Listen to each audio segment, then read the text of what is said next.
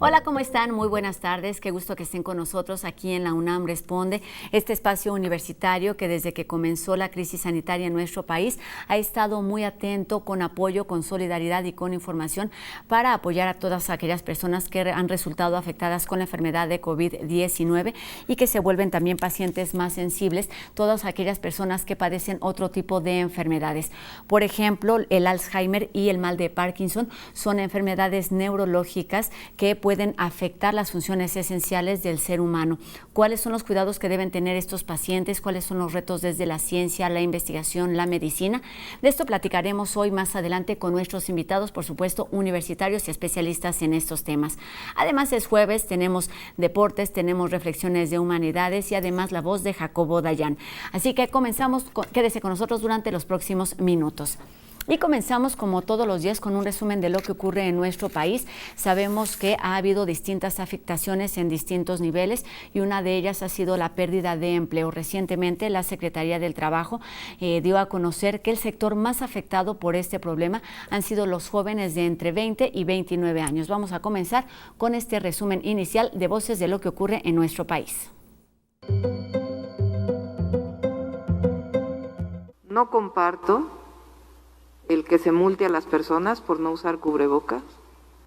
Más bien creo que siempre la labor debe ser de educación, de formación, de comunicación, de información, pero no me parece que el tema del COVID y la tristeza que ha representado para muchísimas familias y la dificultad económica de distinto tipo que ha representado a partir de la pandemia para muchas familias que lo están viviendo, sea un tema hoy de debate político.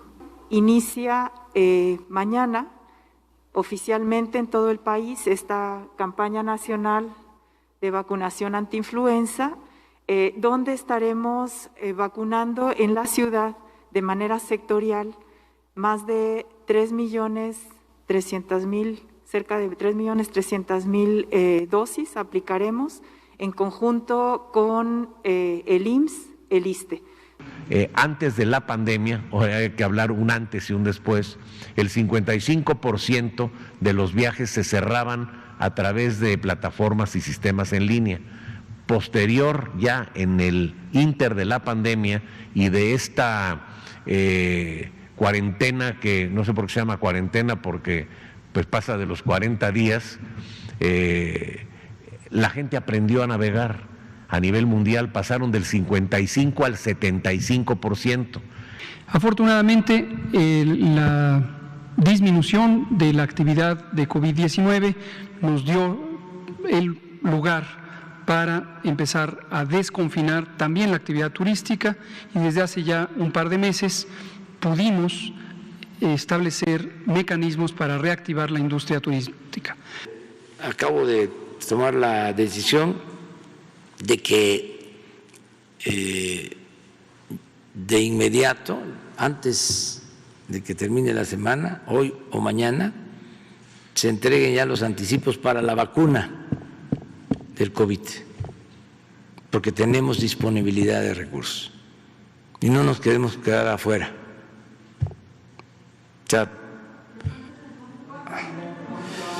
pues tenemos disponibles 10,000 millones de pesos para anticipos.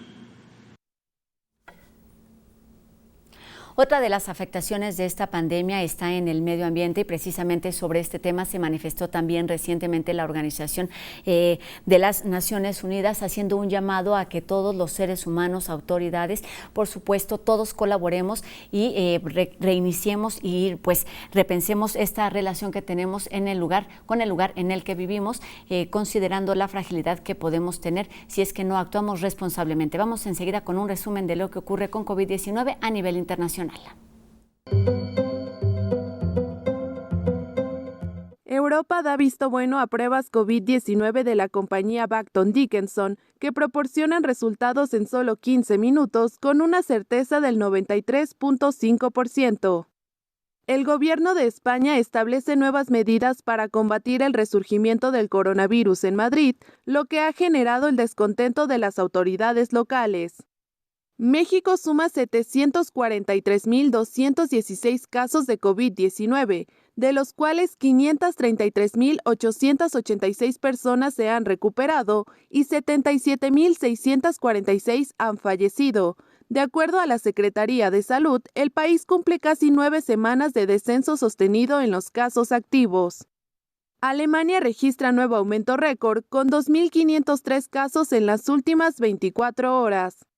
Polonia informó un número récord de infecciones diarias con 1.967 nuevos casos. Suecia suma 752 casos en las últimas 24 horas, su mayor incremento diario desde junio. Estonia, Irlanda, Lituania, Rumania, Eslovenia, Hungría y Croacia fueron declaradas como zonas de riesgo por el Instituto Robert Koch de Enfermedades Infecciosas de Europa. En Italia, el primer ministro Giuseppe Conte solicitará al Parlamento la extensión del estado de emergencia hasta el 31 de enero del 2021. Los Emiratos Árabes Unidos registraron su incremento diario más alto desde el inicio de la pandemia, con 1.158 nuevos casos. La Organización Internacional del Trabajo de la ONU dijo que al menos 34 millones de puestos de trabajo se han perdido en América Latina debido a la pandemia. Cuba levantará hoy el toque de queda y un cierre parcial impuesto en La Habana desde el 1 de septiembre. Sudáfrica reabrirá sus fronteras a todos los países africanos. Sin embargo, prohibirá la entrada a los turistas de alrededor de 50 países con altas tasas de infección. Y para ir modificando todas estas cifras, esta situación que se vive a nivel internacional, es indispensable la participación desde las acciones más pequeñitas, como individuos, como familia. Es necesario que aprendamos las lecciones que esta pandemia nos está dejando. Y como todos los días, seguimos recibiendo sus dudas y sus comentarios. Y el doctor Carlos Rosales nos ayuda a resolverlas. Hoy nos habla del cubrebocas como alternativa para crear inmunidad. Veamos qué nos dice sobre este tema. Buenas tardes. Seguimos con las preguntas de nuestro público. Una muy interesante ¿es posible que se esté generando inmunidad por el uso regular de las mascarillas? Bueno, justo la semana pasada apareció un reporte en la prestigiosa revista New England Journal of Medicine, en el cual nos dicen: en un crucero argentino, donde ocurrió un brote de la COVID-19, se le dio a todos los pasajeros mascarilla y se obligó a que la usaran en forma regular. Se encontró que 81% de los pasajeros desarrollaron infección asintomática. De la misma manera, en 2 plantas procesadoras de alimentos en Estados Unidos, donde todos los trabajadores usaban mascarilla, se encontró que 95% de los trabajadores desarrollaron una infección asintomática. Y el otro 5% desarrolló una enfermedad con síntomas leves. Si a esto sumamos que en los países asiáticos, donde el uso de la mascarilla ha sido obligatorio para toda la población, y en esos lugares la tasa de letalidad es mucho menor que en el resto del mundo, se concluye que el uso regular de la mascarilla no solo reduce la dispersión del virus y por tanto el número de personas infectadas, sino que también las personas que se llegan a infectar presentan una sintomatología más leve. Por tanto, el uso regular de la mascarilla sí parece que está ayudando a contener la infección, pero cuando esta se da es mucho menos severa. Por tanto, puede estar ayudando a inducir una inmunidad colectiva. Sigamos usando la mascarilla regularmente en forma correcta, y esto detendrá en gran medida la pandemia. Gracias. Regresamos con Rosa al estudio de TV UNAM. Gracias, doctora. Hay una más de estas respuestas, por supuesto, muy útiles para toda la sociedad. Y bueno, vamos enseguida con la entrevista con especialistas universitarios. Sabemos que siempre hay motivos para intentar conocer y aprender cómo funciona esa máquina perfecta que es nuestro cuerpo humano. Por ejemplo, hablar, tragar, respirar y aprender son algunas de las funciones que están directamente relacionadas con la actividad y con la salud neurológica. Para hablar precisamente de la relación relación de este tipo de funciones con la enfermedad de COVID-19 es que tenemos esta tarde a 2 especialistas en este tema y, por supuesto, académicos universitarios de la Facultad de Medicina. En primer término, saludo a la doctora Mayela Rodríguez Violante, quien es neuróloga, especialista en trastornos del movimiento y Parkinson. ¿Cómo estás, Mayela? Buenas tardes. Hola, ¿qué tal, Rosa? Buenas tardes. Qué gusto estar aquí el día de hoy. Pues más gusto nos da a nosotros y que además estás muy bien acompañada para hablar y explicar a detalle todos estos temas de los que tenemos muchas dudas. Así que saludo al doctor Arturo Abundes Corona, quien es también neurólogo, especialista en enfermedades neurodegenerativas y trastornos del movimiento. ¿Cómo estás, doctor? Buenas tardes. Hola, Rosa, muchísimas gracias por la invitación. Todo muy bien. Un honor estar aquí. Pues antes de comenzar con la entrevista, aclaro que ambos pertenecen al Laboratorio Clínico de Enfermedades Neurodegenerativas del Instituto Nacional de Neurología y Neurocirugía Manuel Velasco Suárez, así que están pues en esta primera línea atendiendo a estos pacientes. Tienen mucho que explicarlos sobre el tema. Ustedes, por supuesto, son especialistas, pero hay muchas personas que no estamos, digamos, muy familiarizados con estos temas. ¿Por qué no empezamos esta entrevista y nos ayudan a entender en qué consisten las funciones neurológicas del ser humano? Quien quiera empezar, los dos tienen la misma disciplina, la misma línea, así es que el micrófono está abierto. Bueno, estas funciones neurológicas se refieren pues prácticamente a lo que hacemos todos los días. Tenemos las funciones mentales, que son la memoria, la atención, el juicio, el hacer un cálculo. Todo esto es parte de nuestras funciones mentales, el hablar correctamente, el escribir, el leer. Pero además tenemos funciones que se encargan del movimiento, de un movimiento ordenado, de un movimiento correcto, para caminar, para llevar el equilibrio, para la sensibilidad, para saber dónde estamos parados. Todo esto es lo que nuestro cerebro hace todos los días ya de forma pues automática y que nos ayuda que integra todo, la parte de memoria, integra la parte de movimiento, integra la parte de coordinación, integra todo al mismo tiempo. Es la maravilla que tenemos en el cerebro. Mencionas al cerebro, pero por supuesto está integrado por ahí por otros órganos, por otros sistemas. Doctor, ¿por qué no nos ayudas a entender esta parte del funcionamiento interno para realizar estas funciones esenciales del ser humano? Claro, con mucho gusto, Rosa. Pues el sistema nervioso central no nada más es aislado, está conectado con el sistema nervioso periférico, que es esta serie de cableado o nervios que salen de la médula espinal, y que de esta forma el cerebro, que podemos verla como la computadora central del organismo, manda señales precisas eléctricas para hacer diferentes funciones, por ejemplo, del movimiento, la sensibilidad, el equilibrio y las demás funciones que ya mencionó la doctora Mayela. Y bueno, estos nervios a su vez están conectados con el resto del organismo. Esto es el corazón, los pulmones, los músculos y en general todas las vísceras. Y esto es lo que al final del día hace que el sistema nervioso genere un control absoluto y ordenado sobre todas las funciones corporales. Todo esto nos lo están explicando, digamos, cuando está funcionando adecuadamente, cuando hay una salud neurológica, pero también sabemos que hay muchísimas enfermedades que están relacionadas con este tipo de funciones. Doctora, ¿por qué no nos hablas de este tema? Bueno, claro, las enfermedades neurológicas se pueden dividir en muchas ramas. Tenemos enfermedades desde lo que son los dolores de cabeza o cefaleas, como llamamos nosotros. Tenemos enfermedades de los nervios y músculos, podemos tener enfermedades las que llamamos desmielinizantes, como es el tipo de la esclerosis múltiple, o que pueden ser ocasionadas por otro tipo de alteraciones. Obviamente la enfermedad vascular cerebral, los infartos, las hemorragias cerebrales y las enfermedades neurodegenerativas, que son pues, en las que más nos enfocamos nosotros, como Alzheimer, enfermedad de Parkinson, enfermedad de Huntington, que también tienen toda esta relación con todos los sistemas en el cerebro. Muchas de estas enfermedades, como bien nos dice, son neurodegenerativas y además son discapacitantes. ¿Cuáles son o hay en particular grupos de riesgo entre las personas que puedan verse afectadas por estos padecimientos, doctor? Las enfermedades neurodegenerativas clásicamente se han descrito en adultos mayores o en gente mayor de 60 a 65 años, pero hay casos en donde podemos encontrar, por ejemplo, la enfermedad de Parkinson, que es la segunda enfermedad neurodegenerativa más frecuente en el mundo, en jóvenes, inclusive en adolescentes. Y otras enfermedades que clásicamente se han, digamos, clasificado como, por ejemplo, inflamatorias, como la esclerosis múltiple, también tiene un componente de neurodegeneración, y esta es más bien de gente joven. Entonces esto causa pues un efecto no nada más en la salud personal, pero pues también es una discapacidad de mucho tiempo y puede tener un efecto sobre la familia, sobre el ingreso económico de una familia completa, etcétera. Entonces son enfermedades devastadoras en ese sentido. Cuando te refieres a grupos de edad jóvenes, ¿de qué edad estamos hablando aproximadamente y cuál es el impacto en estas edades tempranas?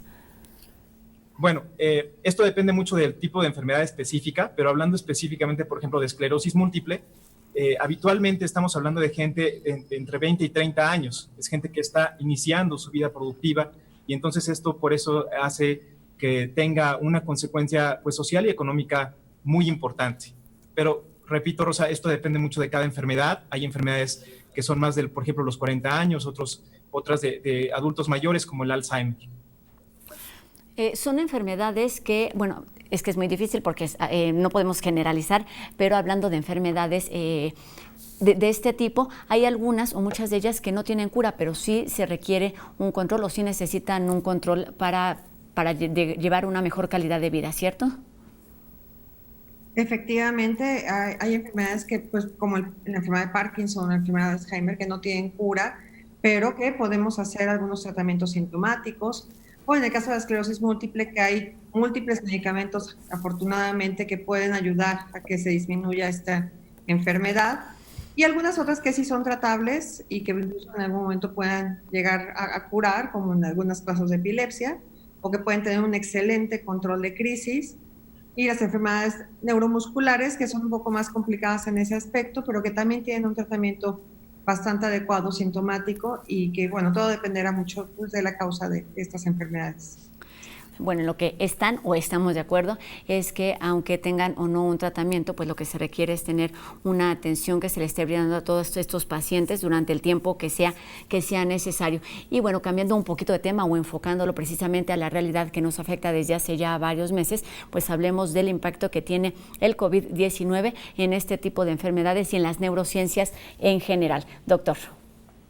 Claro que sí, Rosa. Pues bueno, el COVID-19 ha venido a revolucionar un poco cómo estamos pensando en la medicina, no nada más en la neurología, sino en otras áreas. Pero hablando específicamente de cómo afecta el virus al cerebro, apenas tenemos información reciente, no sabemos cuál es la absoluta realidad del virus todavía. Evidentemente se están desarrollando muchas investigaciones, pero en términos generales tenemos dos tipos de efectos. Un efecto directo del virus, que es un efecto directo sobre el sistema nervioso, sobre las neuronas, que son las células que conducen toda esta información, y un efecto más tardío, que es la consecuencia de la infección viral, en donde se hace una respuesta inflamatoria, y esa respuesta inflamatoria daña al cerebro, digamos así, de forma colateral.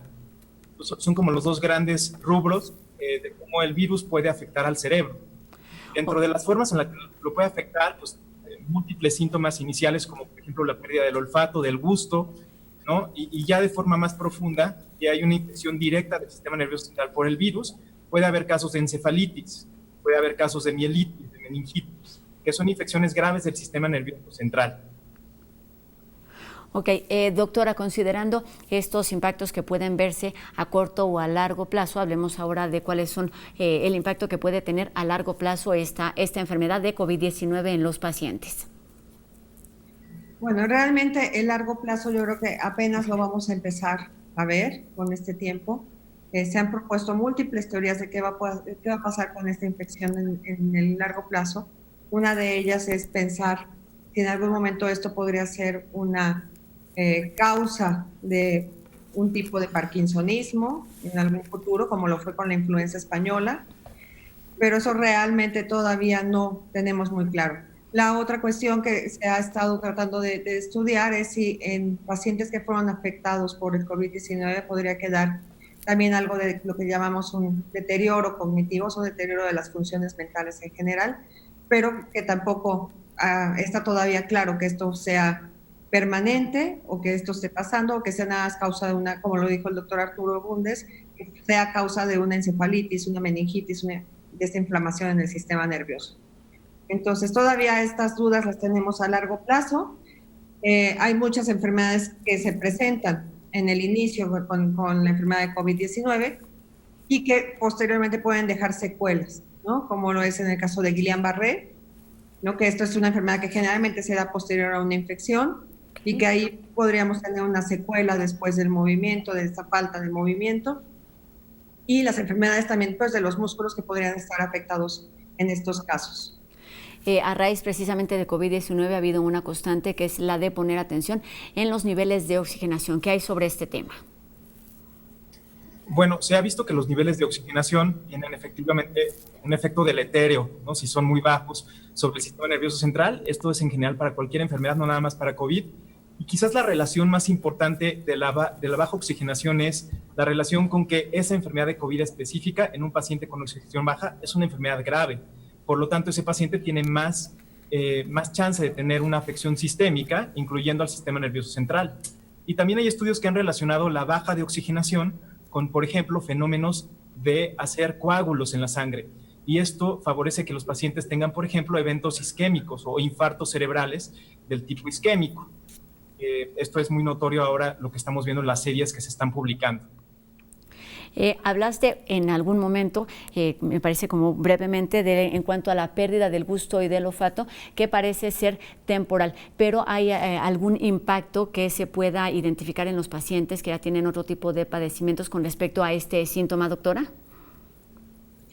Realmente la pérdida del olfato sí se presenta casi en el 80% de los pacientes que tienen esta enfermedad de COVID, y la pérdida del gusto prácticamente hasta el 78%. En teoría, estas son afecciones momentáneas, se van a recuperar y parecieran estar ligadas a una enfermedad mucho más moderada, leve a moderada, que es en las que se ha visto esta falta de olfato.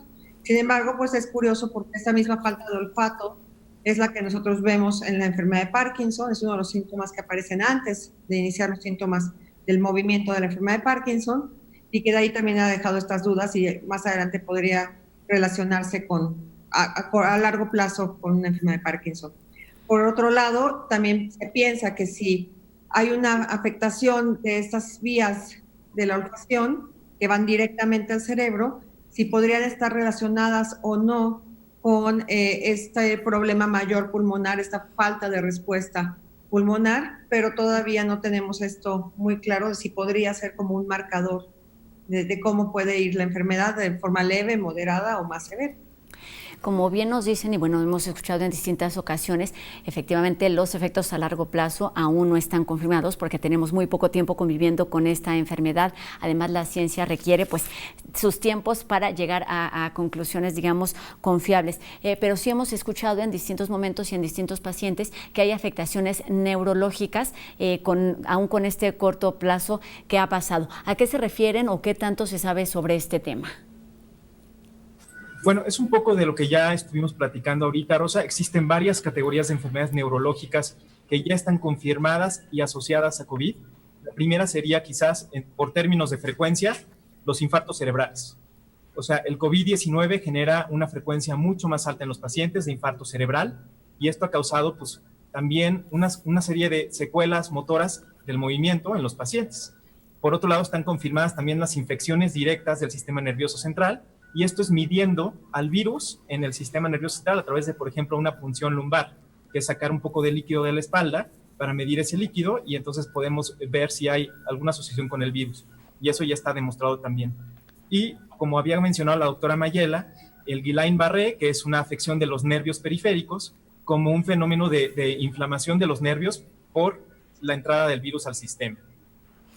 Muy bien, pues nos vamos a quedar hasta aquí, vamos a hacer una pausa, vamos a regresar para comprender qué significa o a qué se refieren con esto de las manifestaciones centrales y periféricas para que todos estemos en el mismo canal. Les pido que nos permitan unos minutos, es momento de hacer una pausa aquí en la UNAM Responde. No se vayan, al regresar también tenemos nuestras recomendaciones de cultura, nuestras reflexiones sobre humanidades, Jacobo Dayan, humor y mucho más. No se vayan, regresamos aquí a la UNAM Responde.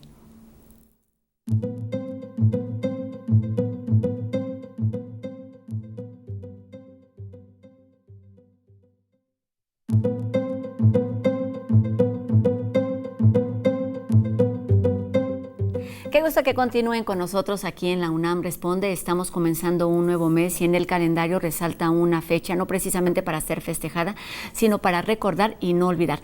Sobre esto van nuestras recomendaciones de hoy para estar en contacto con Cultura UNAM en casa.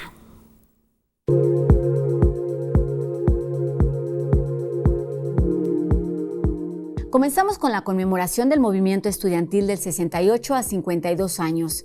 Cultura UNAM tiene una serie de eventos preparados para ti a distancia. En este jueves de TVT recordamos esta fecha significativa desde el MUAC con la exposición No me cansaré. A partir del lenguaje visual, invita a cuestionarnos sobre el pasado y el presente de las movilizaciones sociales que surgen en un país que vive la violencia e injusticia día con día. A través de un video, podrás apreciarla en las plataformas del MUAC desde las 6 de la tarde.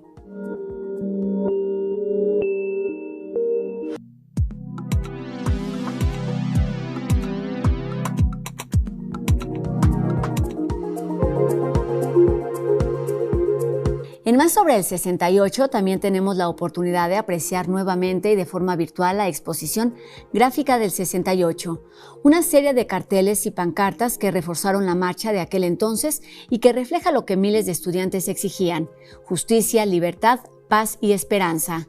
A través de fotografía e imágenes en movimiento, esta exposición está acompañada de la conversación entre Amanda de la Garza, curadora, y uno de sus autores, Álvaro Vázquez Mantecón. En colaboración entre el Instituto Cervantes y la UNAM Chicago, podrás ver la transmisión a partir del 2 de octubre.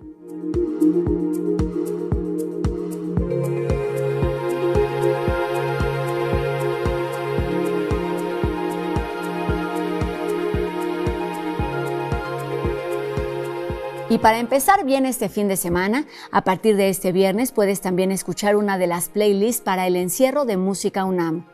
Una lista creada por grupos de artistas y que cada una de ellas cuenta con algún invitado especial. Para esta ocasión, te invitamos a escuchar al violinista Héctor Robles y a la clavecinista Eunice Padilla.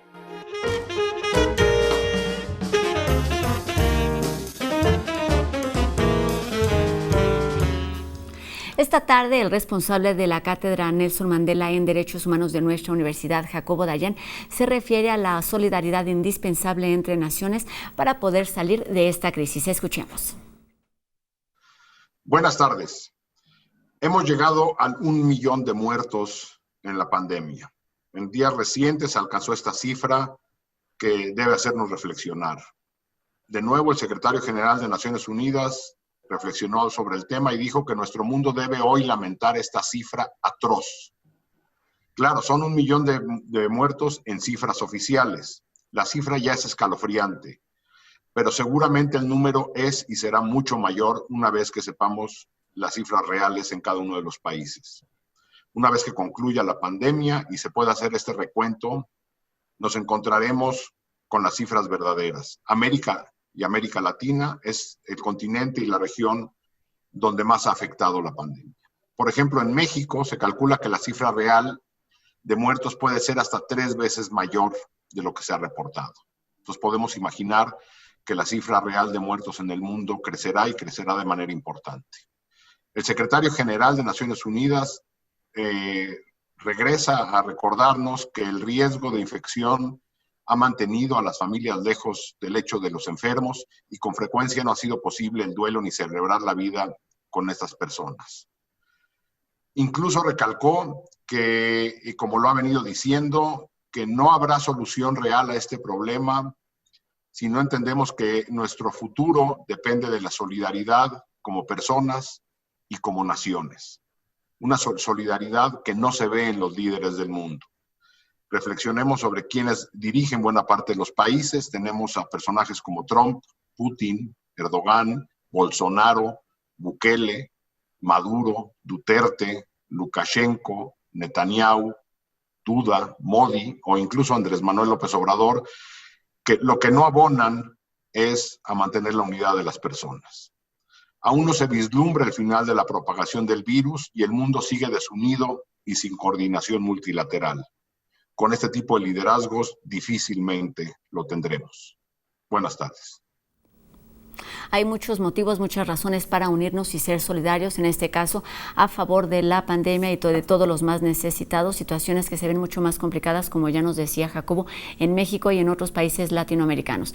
Pero también hay motivos positivos para estar unidos y estos son las risas y el humor. Vamos a ver qué nos prepararon para esta tarde los chicos de No Memes. ¿Qué pasó? ¿Otra vez? Ay, una disculpa. Me informan que ya volvimos a interrumpir a la UNAM Responde. No era nuestra intención, Pero bueno, pues ya que, miren, y como ya interrumpimos, pues vamos directo con este mini fragmento de No Memes cargado de tecnología.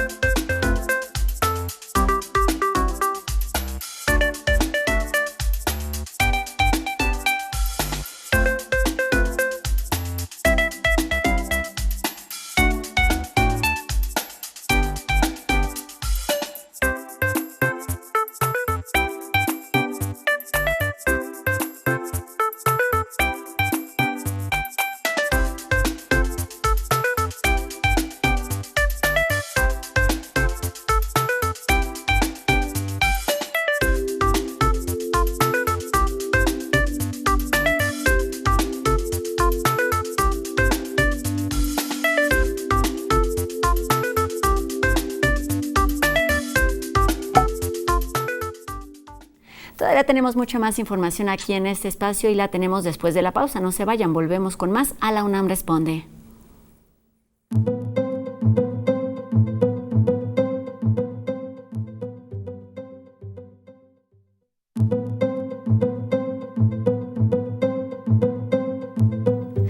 Qué gusto que continúe con nosotros y comenzamos este último bloque hablando de la desaparición forzada y bueno, lo que ha motivado la creación de varias organizaciones civiles en busca de justicia. Un ejemplo de esto nos los dan los chicos de En Trending. Escuchemos. El Solecito surge en 2013, después que a mi hijo lo secuestran. Yo me encuentro de repente en este mundo extraño, ¿no? Que no sé ni qué hacer porque México, pues, está uno a la deriva cuando te pasa algo de este tipo. Así es como inició la historia del colectivo Solecito, similar al de otras organizaciones de la sociedad civil, donde una tragedia, secuestro, detención injustificada o asesinato une a los seres queridos o a otras personas que han sufrido lo mismo. Esto con el anhelo de encontrar justicia. Como somos muchas, nos damos fuerza entre todas y seguimos, ¿no? Todos los días cae una o dos o tres o cuatro, ¿no? Y las que caigan se van apapachando y regresando al carril. O sea, esta carrera es de resistencia y nosotros tenemos que apoyarnos entre todas para poder correrla entera. En este camino, además del objetivo central, que es encontrar a las personas desaparecidas, estas agrupaciones se topan con otras dificultades. Una de ellas son los recursos materiales y económicos para continuar con la búsqueda y las excavaciones. Eso se resuelve con apoyos de las personas, desde ropa para vender hasta eventos y festivales de comida. Pero así como hay gente que apoya su causa, hay quienes actúan con indiferencia o incluso revictimizan a las personas desaparecidas. Nos veían, nos señalaban, nos decían en nuestra propia cara. ¿Para qué los buscan? Son delincuentes, todos, una cantidad de cosas. Nosotros tuvimos que aguantar y les demostramos, ya les demostramos. Somos mujeres como cualquier otra, somos madres como cualquier otra y nuestros hijos en su gran mayoría eran seres inocentes. Así se trabaja desde el colectivo Solecito de Veracruz, conformado en un 95% por madres que buscan a sus hijos e hijas, pero más allá de resolverse una situación particular, lo que esperan es un cambio de mentalidad, que deje de ser visto como algo normal y evitar que suceda con otras personas, tal como ocurrió con Luis Guillermo Lagunes Díaz, hijo de Lucía, quien sigue buscando justicia luego de 7 años. Esto es una infamia, lo que nos sucedió a nosotras, no debió haber sucedido, somos víctimas y de verdad la sociedad lo que tiene que hacer es unirse con nosotras, para luchar para que todo esto se termine algún día. Y si no se une con nosotros, cuando menos no estigmatizarnos. Y hoy en nuestra cápsula de Humanidades, el doctor Héctor Guillermo Alfaro, doctor en estudios latinoamericanos y especialista en bibliotecología, nos presenta su reflexión sobre lo que sucederá cuando se abran las puertas. Cuando se abran las puertas. La reflexión de Humanidades UNAM sobre el futuro.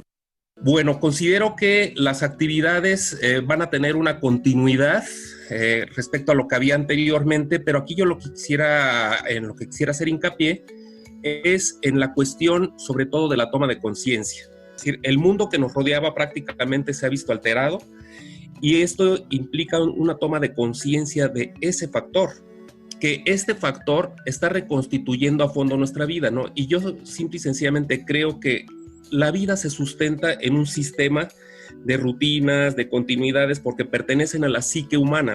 Entonces, el que este factor, la enfermedad del COVID, haya alterado ese sistema de rutinas, no implica que lo ha cambiado a fondo, sino que simple y sencillamente lo ha puesto en un interregno. El sistema de cambios que se va a venir dando afecta en otro nivel, en otra esfera, que ahí es donde podríamos decir un nuevo nosotros. ¿Por qué? Porque los cambios que esto va a generar, considero, son a nivel macro. Los procesos tecnológicos, dinámicas económicas, políticas, cosas que están fuera del alcance de la vida cotidiana inmediata de los individuos concretos. Ahí es donde se van a ir generando cambios que poco a poco se van a ir introduciendo en la vida cotidiana de las personas. Pero aquí lo importante será ver en qué medida ese sistema de rutinas puede prepararnos para mejor vivir o convivir entre nosotros. Esta es la incógnita. Este es verdaderamente yo al reto al que me estaría ateniendo a ese futuro respecto a la vida cotidiana y a las rutinas. Porque tal vez ahí es donde podamos ver un nuevo nosotros, en la medida en que esos cambios globales se filtren en la vida cotidiana, que tal vez no los veremos de inmediato, incluso pudiera ser que nosotros en lo personal no podamos verlos, porque suelen ser cambios de largo alcance, de larga duración. Pero lo que sí debe de quedar claro es que situaciones como la que hemos vivido no quedan en el olvido, no es que no tengan ningún efecto. A la larga, finalmente, los procesos de cambios sociales se manifiestan. Y entonces lo que estamos viviendo ahorita como formas de contingencia, como incluso parones de la vida económica o política, llegará un momento en que hacia futuro, incluso tal vez generaciones posteriores a la nuestra, vayan viendo los cambios, porque nosotros lo estamos viviendo como contingencia inmediata. Y lo que más nos apura en este momento es convivir con esta gente, luego adaptarlo a nuestra vida y luego volver a generar las rutinas y las continuidades. Entonces, bajo esta circunstancia, nosotros posiblemente no veremos cambios a fondo que está ocasionando, pero considero que a largo alcance, a largo plazo, se irán manifestando, porque finalmente lo ha demostrado la historia. Cuando han venido estas pandemias, se han generado cambios en todos los terrenos. Las sociedades que las viven en su momento están más apuradas por la situación, incluso de mortandad que generan, y por lo mismo están más apuradas por restablecer su sistema de continuidades, de rutinas, y no ven los cambios, porque afectan incluso hasta el arte.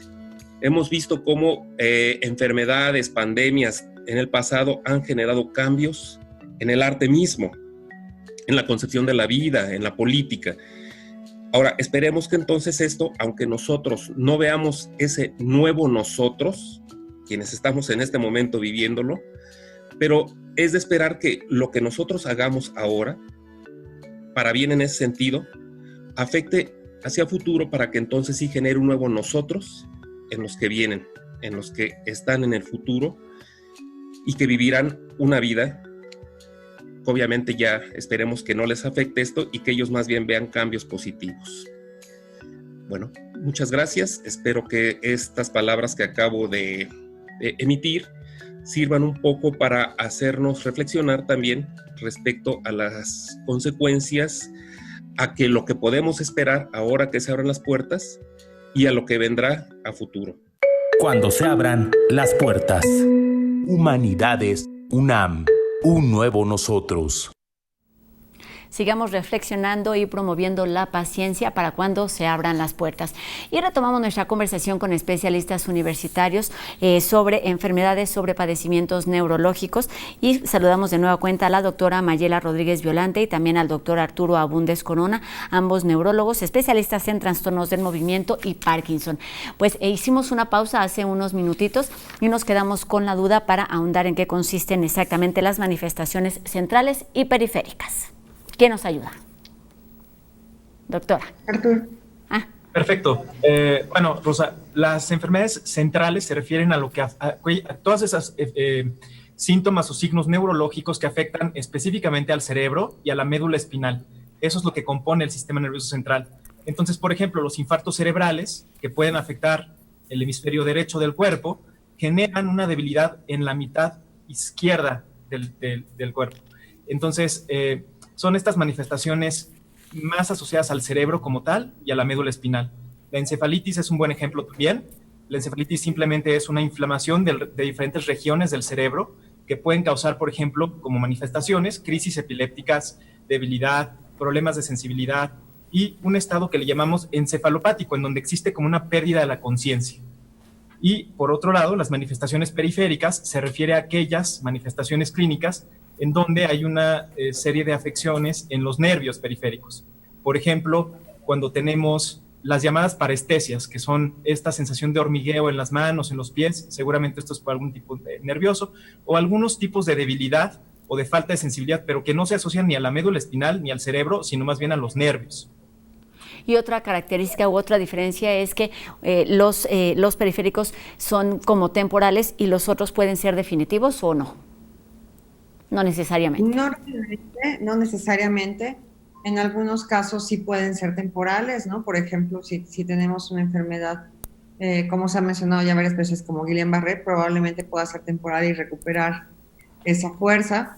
Sin embargo, hay otras enfermedades como las neuropatías. El más clásico ejemplo es una neuropatía diabética, donde ya esto es un daño permanente de los nervios y por eso se pierde esa sensibilidad. Entonces, pues realmente dependerá mucho de la causa que tengamos para ver si este daño puede ser reversible o no reversible. Y nosotros como médicos siempre intentamos buscar el tratamiento reversible en los casos que se pueden, y si no, bueno, pues el tratamiento que pueda mejorar estos síntomas.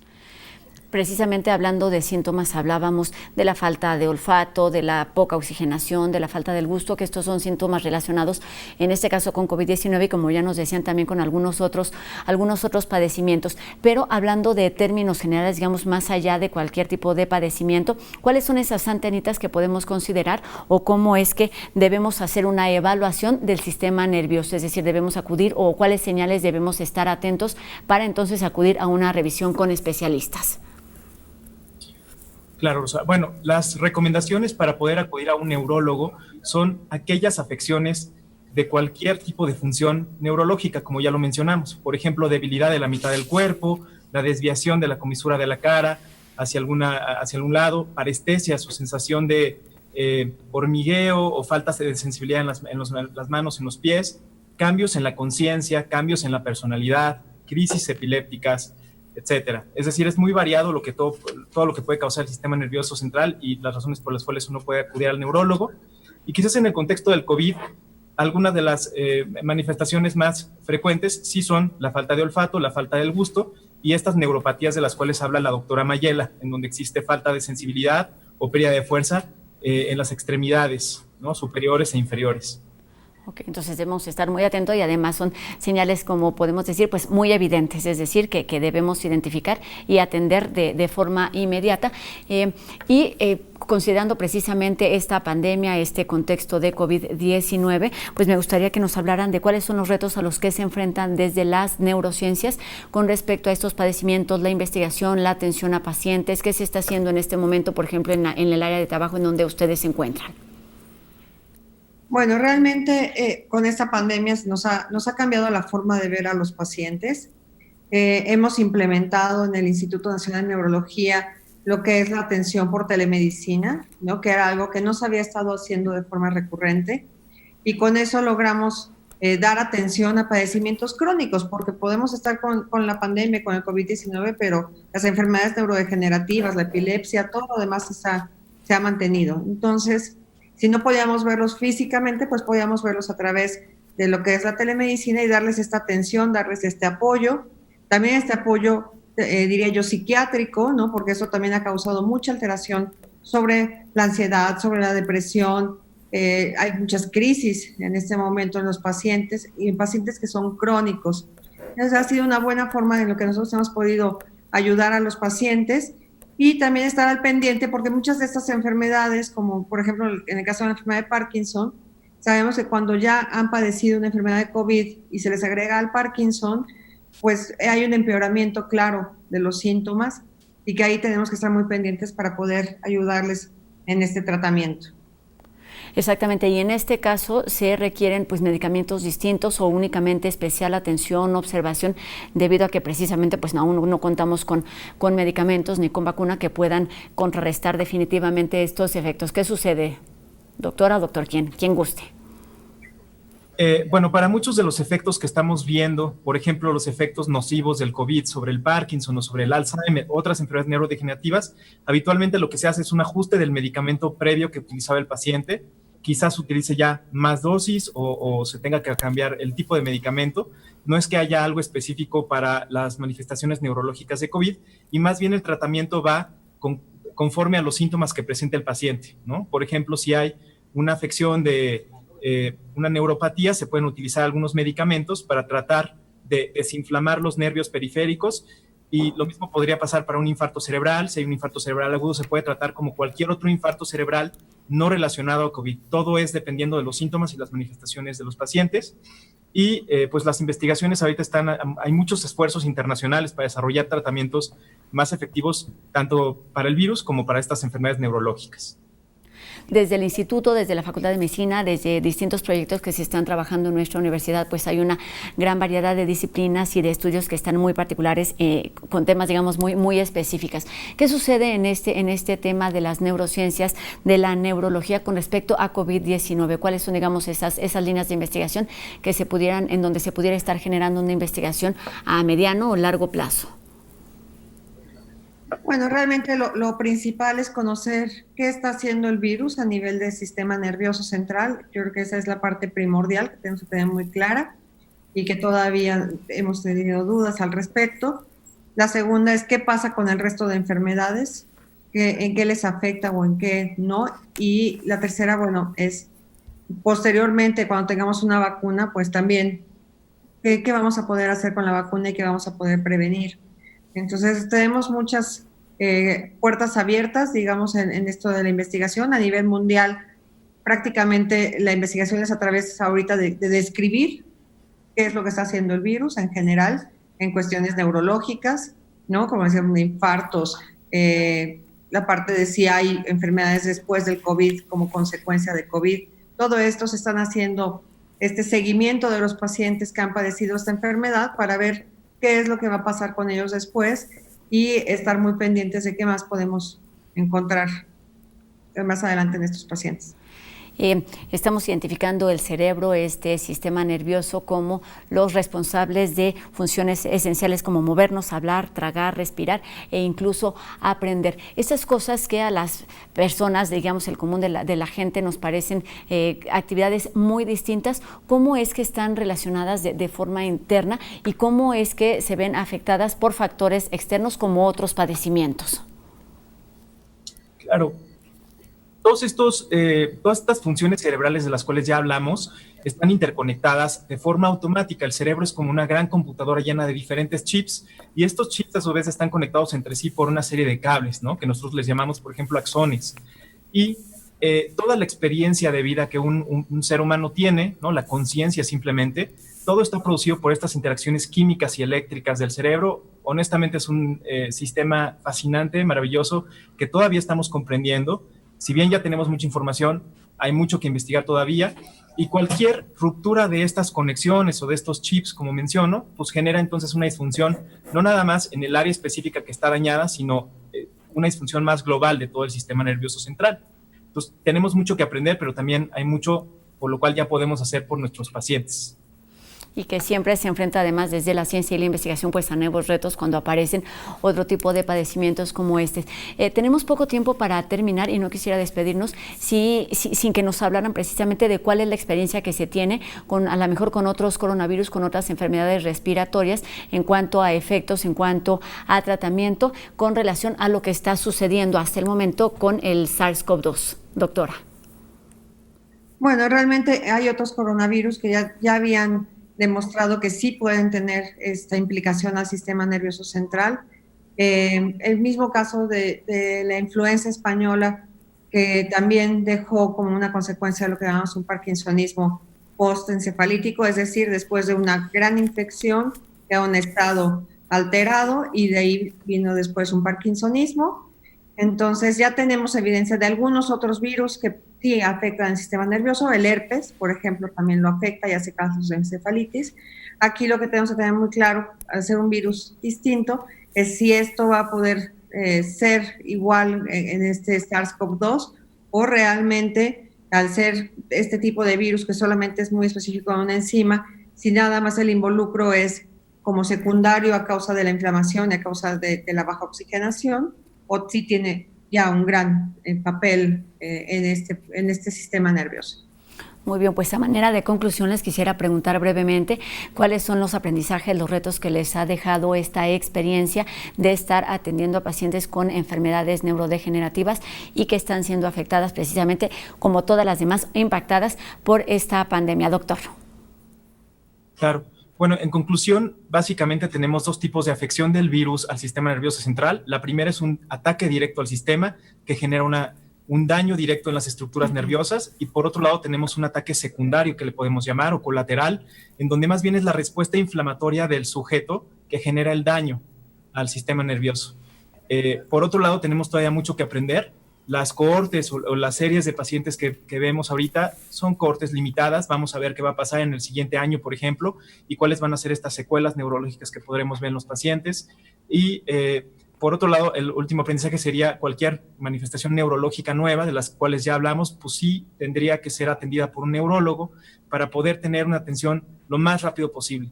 Tenemos nosotros en neurología un dicho que es tiempo es cerebro, ¿no? Y esto es válido para cualquiera de estas nuevas manifestaciones. Entre más rápido atendamos una alteración nueva del sistema nervioso, más rápidamente podemos hacer un diagnóstico preciso y atender este tipo de manifestaciones de forma correcta para limitar los daños y las secuelas. Exactamente, a eso iba a deducir, que el cerebro entonces tendrá más vida. Doctora, te pido tu conclusión también. Tenemos solamente un minutito.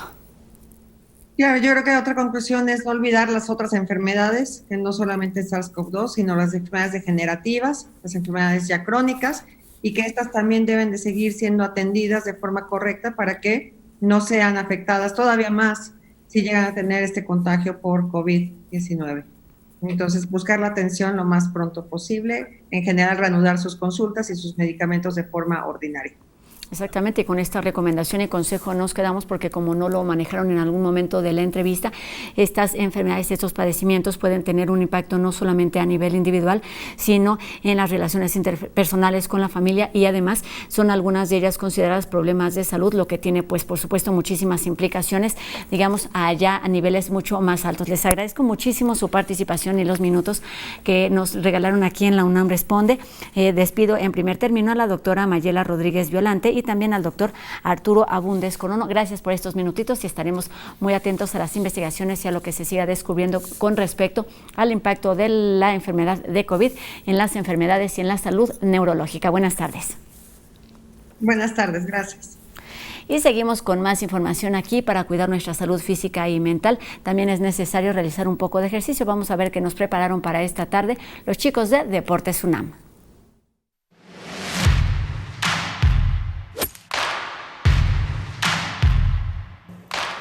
Hola Pumas, yo soy Angélica y no es necesario tener un gimnasio en casa para mantenerte en forma.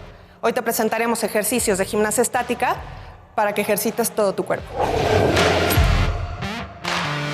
Para hacer estos ejercicios y fortalecer tus bíceps y tus hombros, tendrás que colocarte derechito con el abdomen activado y hacer movimientos con tus brazos sin flexionar tus codos hacia arriba y después por arriba de tu cabeza.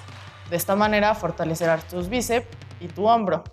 Tendrás que hacer 10 repeticiones descansar y volver a realizarlas. Si este movimiento ya lo dominas, podrás tomar una mochila o unas botellas y realizar el mismo movimiento, siempre con el abdomen activado y sin encorvar la espalda. Acuérdense, Pumas, que si quieren regresar al gimnasio, quédense en casa. Síganos en deporte.unam.mx. Quedarnos en casa siempre y cuando sea posible, además seguir atendiendo las medidas de higiene y de distanciamiento que ya conocemos, así como el uso indispensable del cubrebocas en espacios abiertos, en espacios donde hay algunas otras personas, es indispensable para disminuir los efectos de esta pandemia que ya tiene muchos meses, pero aún nos quedan algunos más. Así que es nuestra responsabilidad. Y con esto terminamos una emisión más aquí en la UNAM Responde. Recuerden que seguimos recibiendo sus dudas y sus comentarios a través de nuestras redes sociales y los números de WhatsApp que están apareciendo en pantalla y que ustedes ya conocen. Gracias a todas las personas que nos ven también del otro lado de la pantalla y que hacen posible esta transmisión aquí en TV UNAM, también los que están trabajando desde casa y por supuesto desde el máster donde se envía la señal. Recuerden que tenemos una cita completamente en vivo mañana a las 2:30 de la tarde por TV UNAM. Adiós.